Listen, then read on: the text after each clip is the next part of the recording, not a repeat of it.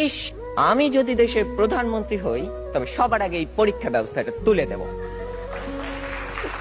1994 বিতর্কে অংশগ্রহণ করছেন 6 জন।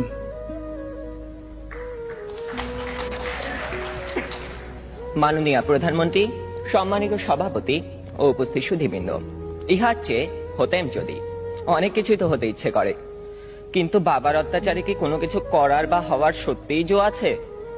এই তো কদিন আগে বাসার সবাই মিলে নাটক দেখতে বসেছে, আমিও পরিবেশের গন্ধ শুকে আস্তে আস্তে এগোচ্ছি কোন রকমের দর্শকের সারিতে জায়গা দখল করার জন্য।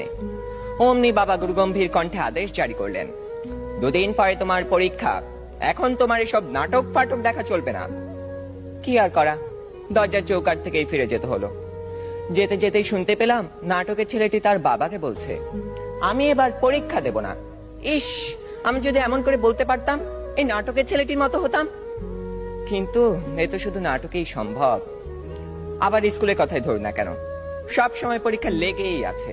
ক্লাস টেস্ট, সাপ্তাহিক, মাসিক, টার্ম, এবং আমাদের স্কুলে আরো একটি পরীক্ষা আছে, পপ টেস্ট।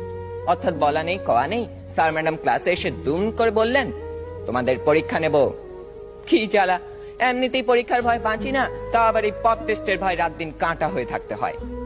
জনান্তিকে বলে রাখি, আমি যদি দেশের প্রধানমন্ত্রী হই তবে সবার আগে এই পরীক্ষা ব্যবস্থাটা তুলে দেব।